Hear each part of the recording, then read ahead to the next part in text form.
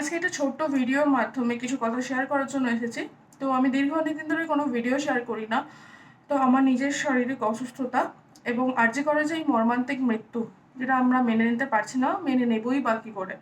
আমরা আমাদের বাড়ির পর আমাদের কাজের জায়গাটাকে সুরক্ষিত বলে মনে করি। একটা মেয়ে হয়ে যখন মেয়ে ছেলে উভয়ই যখন তার বাড়ির পর কাজের জায়গাতেই না সুরক্ষিত থাকে, তাহলে সে সেফ কোথায়?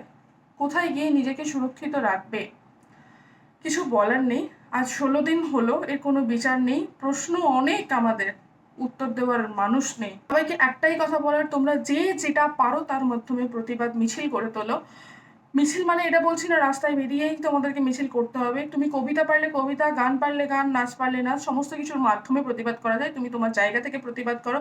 পারলে তারপর রাস্তায় বেরিয়ে প্রতিবাদ মিছিলে নেমে প্রতিবাদটা করো। আর অবশ্যই করে চাই, একটাই চাওয়া, উই ওয়ান্ট জাস্টিস, একটা ন্যায্য বিচার চাই আমরা।